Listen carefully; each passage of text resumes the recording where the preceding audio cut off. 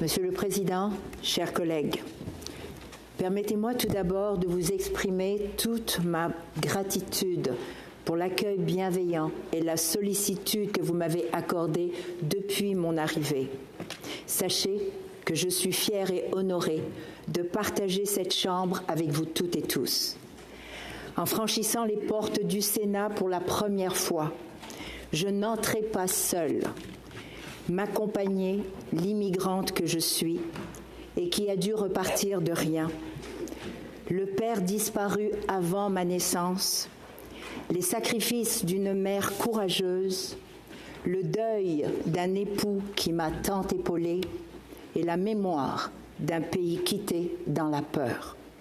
Et devant moi, là-haut, dans les tribunes, il y avait mon tableau vivant, mes enfants et mes petits-enfants, qui me rappelait que j'étais là pour participer à bâtir un Canada plus équitable, plus juste. Je ne suis pas venue au Canada par goût de l'aventure. Le 8 janvier 1990, j'ai pris un billet sans retour. J'ai fui la peur. Dans mes valises, presque rien. Mais dans mon cœur, une certitude. Mes enfants devaient avoir un futur. J'avais foi en une promesse. Elle s'appelait le Canada. But when we arrived, another reality. Mais à notre arrivée, une autre réalité nous attendait. Derrière l'accueil généreux, il y avait des portes fermées. Le Canada semblait nous dire « Attendez, recommencez. Faites à nouveau vos preuves. » Par exemple, mon ex-mari, Ahmed, avait 2 diplômes d'ingénieur, l'un en météorologie et l'autre en traitement des eaux. Bien qu'il ait été choisi comme expert de l'Organisation mondiale de la santé pour diriger son bureau de Lausanne, au Canada, il a vu ses diplômes balayés comme des bouts de papier sans valeur. Il a fini par vendre des rideaux pour un salaire minimum. Pour un homme de sa génération, qui s'était toujours considéré comme le pilier de la famille, c'est une blessure profonde à sa dignité qui ne s'est jamais refermée. Je parlais 4 langues. J'avais étudié en relations internationales et j'avais occupé plusieurs fonctions de direction. J'avais servi au consulat américain, au consulat général des États-Unis en Algérie pendant 10 ans. Et en 1989, le département d'État américain m'a désigné employé de l'année parmi toutes les ambassades au monde. Pourtant, à mon arrivée, je n'ai eu accès qu'à des petits boulots, de la vente à domicile, des ménages et du secrétariat. Comprenez-moi bien, il n'y a rien de déshonorant dans ces métiers. C'était juste un énorme gâchis de compétences. Après 35 ans, une question me hante encore. Comment notre pays peut-il laisser dépérir les talents dont il a tant besoin? This issue of credential recognition. La question de la reconnaissance des diplômes ne peut plus attendre. Nous connaissons tous des chauffeurs de taxi qui étaient chirurgiens, des vendeurs de chaussures qui étaient ingénieurs. Cette main-d'œuvre qualifiée, dont notre économie a désespérément besoin, se trouve ici même, mais nous la négligeons encore. Selon Statistique Canada, parmi les immigrants récents titulaires d'un diplôme universitaire, 1 sur 4 occupe un emploi qui ne correspond pas à ses qualifications. Ce taux est plus de 2 fois supérieur à celui des Canadiens nés ici. Même après 10 ans de résidence, un immigrant sur 5 est encore coincé dans un emploi pour lequel il est surqualifié. Cela n'a aucun sens. Dans le discours du trône, le roi lui-même a réaffirmé la détermination du gouvernement à attirer des talents du monde entier pour soutenir notre économie. Cependant, Si ces talents se heurtent à des portes closes une fois sur place, à quoi bon s'en préoccuper? Nos propres blocages. L'OCDE rappelle que les mosaïques d'ordre professionnel, entre autres, et les barrières administratives limitent la mobilité, réduisent la concurrence et freinent l'innovation. En un mot, tout cela étouffe et ralentit notre économie. Quand il m'a fallu tout recommencer, j'ai découvert une vérité simple. La dignité repose sur l'accès à un toit et à un emploi. Sans toit, chaque nuit devient une inquiétude. Sans emploi, chaque matin devient une humiliation. C'est pourquoi je soutiendrai toujours les politiques qui répondent à ces besoins fondamentaux. Face au refus de reconnaître mes compétences, j'ai dû créer mon propre emploi.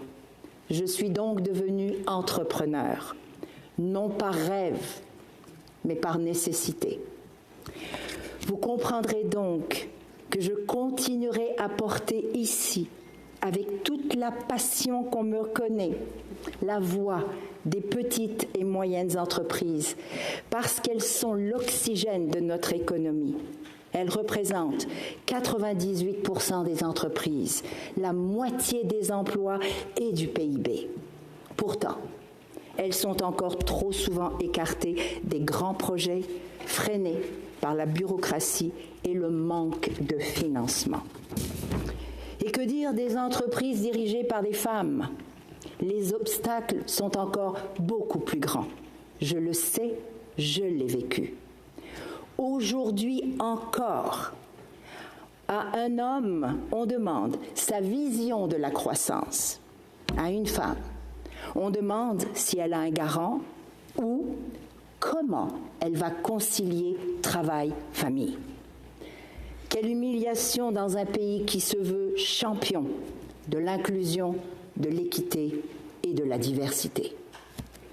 C'est pour cela que depuis 30 ans, je m'implique à travers le Canada et à l'international comme conférencière et conseillère stratégique afin de partager mon expérience mais aussi mes outils, notamment avec les femmes et les populations marginalisées, pour les encourager à persévérer, à continuer de croire, de se former et d'innover.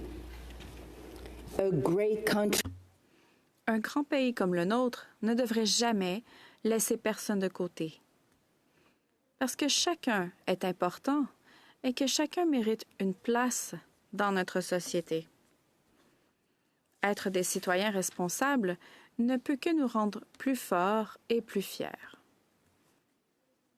C'est dans ce même esprit que j'ai été choisie comme première femme lieutenant-colonel honoraire du régiment de Maisonneuve.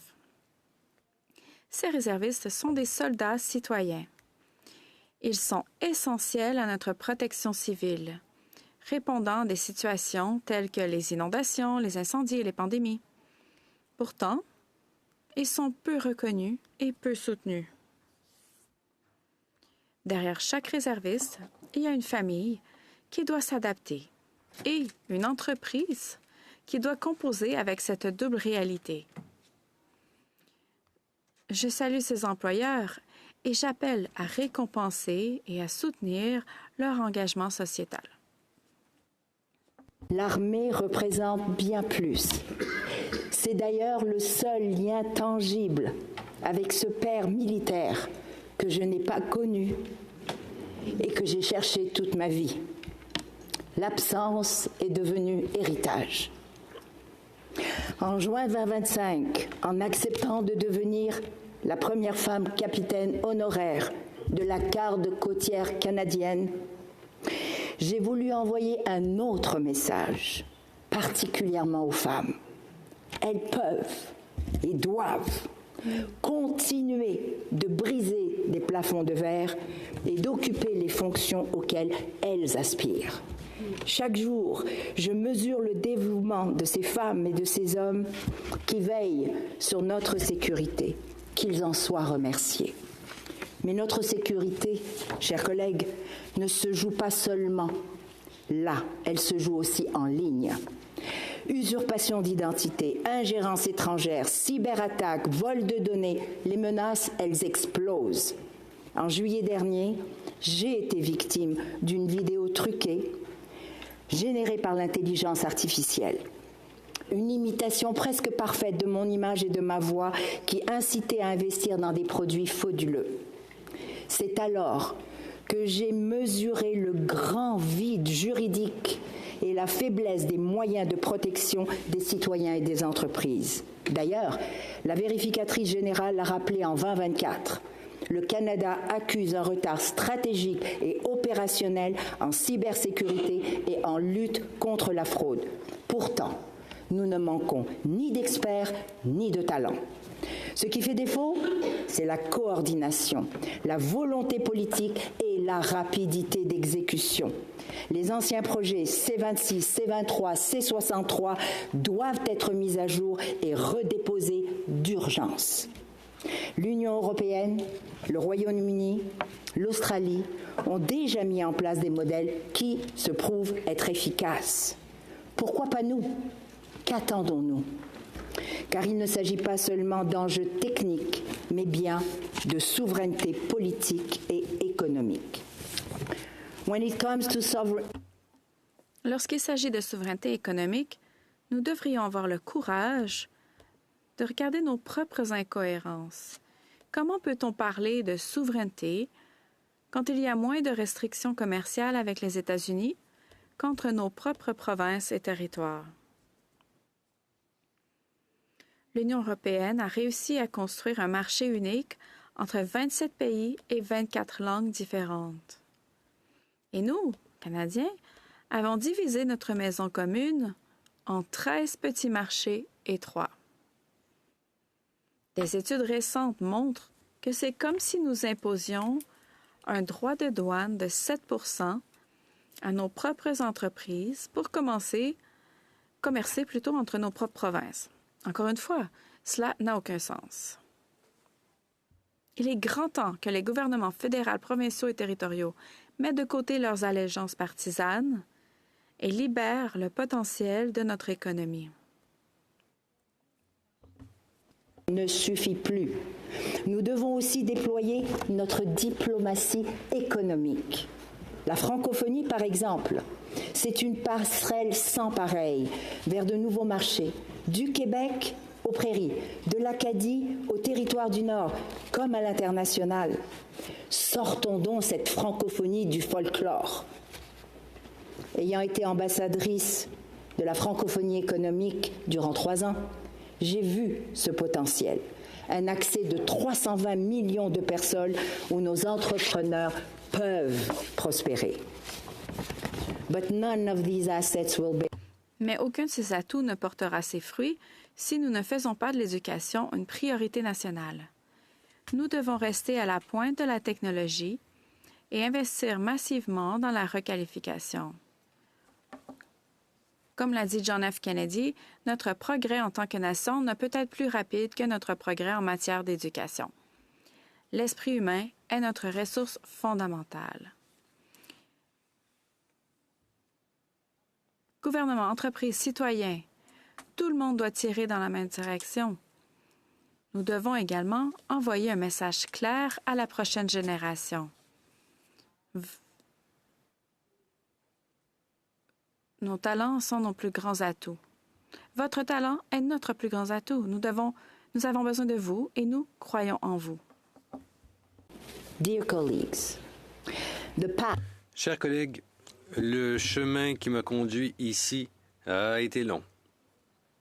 Quitter mon pays fut un choix douloureux.